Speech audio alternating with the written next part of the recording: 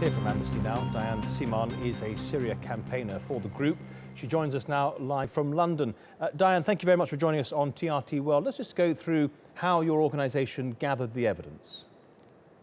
So we spoke to doctors, medical workers and humanitarian organizations in Turkey and in Syria. And doctors have told us that health facilities in northern Aleppo have been deliberately targeted by Russian or Syrian government forces in the past 3 months.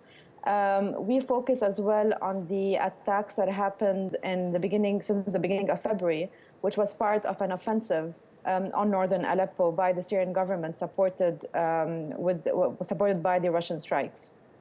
What do you think the purpose is of attacking hospitals and cutting water supplies and so on?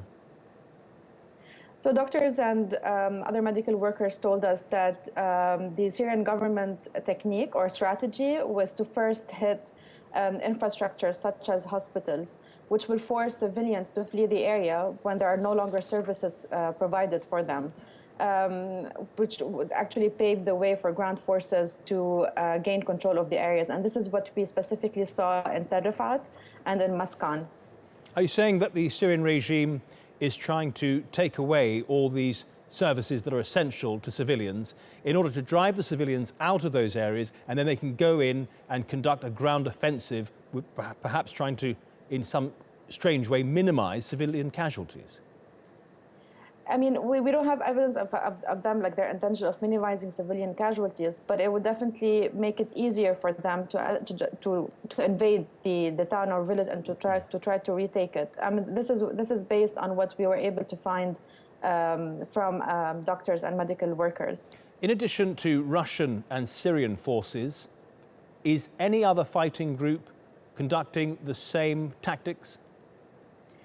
I mean, recently we saw that the Syrian Democratic Force, which includes Kurds and Assyrian and other armed groups, being also supported by the Russian strikes. Tel Rifat fell under the control of the YPG, which basically advanced and took control of Tel Rifat from Afrin.